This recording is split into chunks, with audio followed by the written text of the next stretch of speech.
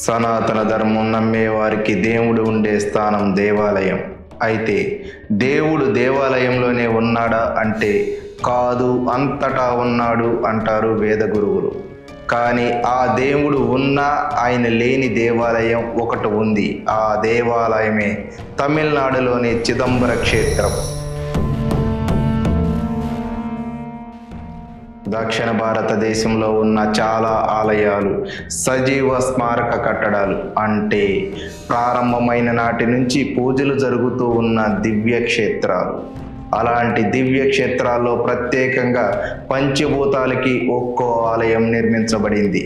వాటిలో చిదంబరం ఆకాశతత్వానికి, జంబుకేశ్వరం జలతత్వానికి, ఏకాంబరేశ్వరం భూమితత్వానికి, అరుణాచలేశ్వరం అగ్నితత్వానికి, శ్రీకాళహస్తీశ్వర స్వామి వాయుతత్వానికి నిదర్శనాలుగా చెప్పబడ్డాయి.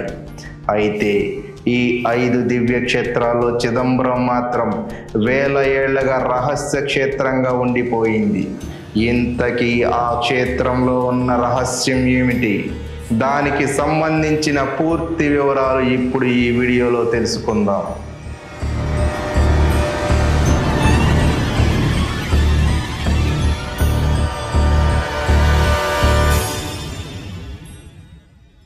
చిదంబర క్షేత్రంలో శివుణ్ణి నటరాజ స్వరూపంలో కొలుస్తారు.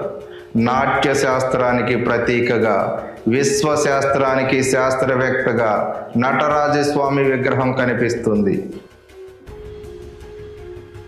సృష్టి మొదలైనప్పుడు బగబగమండే నక్షత్ర గోళాలకు ప్రతీకగా ఆ స్వామి చుట్టూ ఉండే అగ్ని సూచిస్తుంది. ఆయన ఒక కాలితో కాలాన్ని, ఇంకొక కాలితో సృష్టిని నడిపించే శక్తులను అదుపు చేస్తుంటాడు అని చెప్తుంటారు. ఆ విగ్రహంలో అంత రహస్యం దాగి ఉంది. కొన్ని ఏళ్ల క్రితం శివభక్తులు అయిన నాయన్మార్లు నటరాజస్వామికి సంబంధించిన చాలా విషయాలు రచించారు. వారిలో ఒకరైన తిరుమలూరు అనే రచయిత తిరుమంతిరాం అనే ఒక కావ్యాన్ని రచించాడు. ఆ కావ్యంలో చిదంబర రహస్యాలను క్లుప్తంగా వివరించారు. చిదంబరంతో పెనవేసుకుపోయిన ఆ పుణ్య పురుషుడైన తిరుమలూరు అతని తిరుమందిరంలో ఈ విధంగా చెప్పాడు: మనుదరక్కై వడువు శివలింగం, మనుదరక్కై వడువు చిదంబరం, మనుదరక్కై వడువు సదాశివం, మనుదరక్కై వడువు తిరుక్కుతే. అంటే దాని అర్థం మానవ శరీరం యొక్క స్వరూపమే శివలింగం, అదే చిదంబరం, అదే సదాశివం, అదే అతని దివ్య నృత్యం అని వివరించాడు.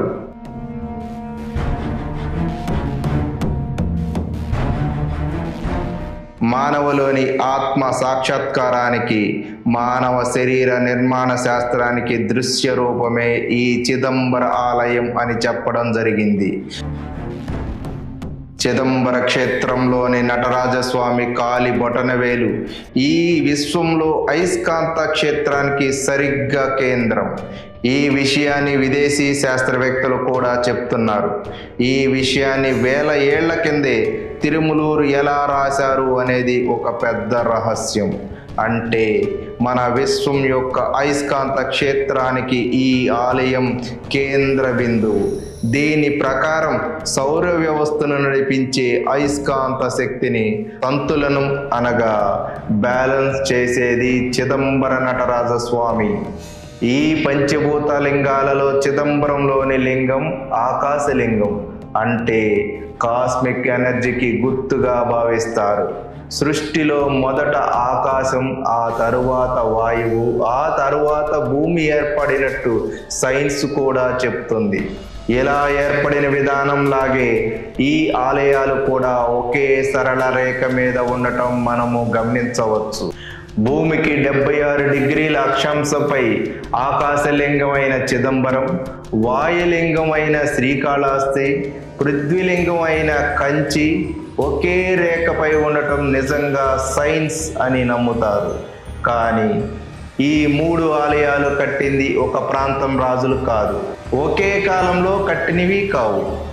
దీన్ని బట్టి సృష్టి లయకారకుడైన శివుడే ఈ భూమి మీద అయస్కాంత శక్తుల నియంత్రణ కోసం స్వయంగా ఒకేసారి ఈ క్షేత్రాల్లో వెలిశాడు అని అర్థం. ప్రతి మనిషిలోనూ పంచభూతాలనేవి ఉంటాయి.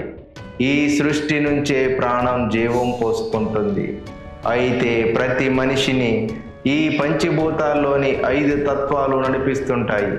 ఇక చిదంబర రహస్యం గురించి చూస్తే మన శరీరంలో ఎలా ఉంటుందో చిదంబర ఆలయంలో కూడా అలా ఉంటుంది అని ఈ ఆలయ నిర్మాణ వ్యవస్థ చూస్తే మనకు అర్థమవుతుంది. చిదంబర ఆలయంలో 9 ప్రవేశ ద్వారాలు ఉంటాయి. ఇవి మన శరీరంలోని నవరంధ్రాలకు ప్రతీకగా కనిపిస్తాయి. ఈ ఆలయం పైకప్పుని 21,600 బంగారు రేకులతో నిర్మించారు. అంటే మనం రోజుకు తీసుకొని వదిలే ఉచ్ఛ్వాస నిశ్వాసల సంఖ్య 21,600. ఇది యోగ శాస్త్రంలో కూడా ఉంది. ఇకపోతే చిదంబర ఆలయం పైకప్పును బిగించడానికి వాడిన బంగారు మేకుల సంఖ్య 72,000.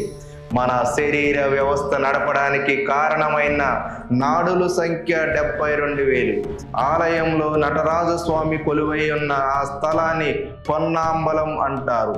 ఇది ఆలయం ప్రాంగణానికి ఎడమ వైపున ఉంటుంది. మన శరీరంలో ముఖ్య భాగం గుండె, అది కూడా మన శరీరం ఎడమ భాగంలోనే ఉంటుంది. అచ్చం ఈ ఆలయంలోని నటరాజస్వామి కొలువై ఉన్న స్థానం లాగా.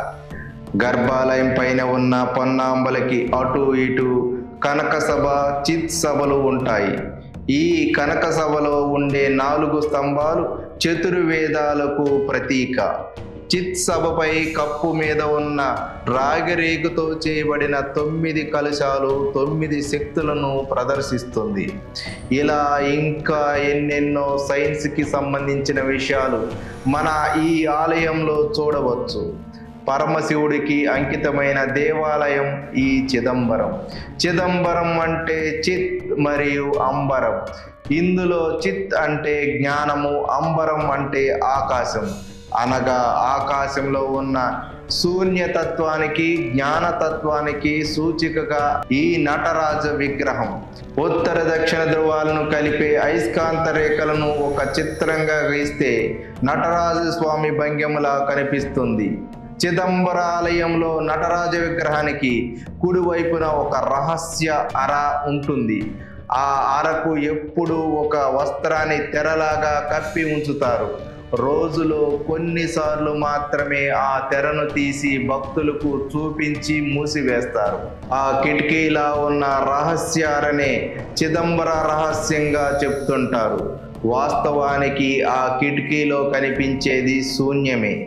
ఆకాశంలో అయస్కాంతత్వ శక్తియే నిరాకార రూపంలో ఈ ఆలయంలో శివలింగంగా ఉంటుంది అని అంటారు. అంటే మనం బ్రతకాలి అంటే ప్రాణం ఉండాలి.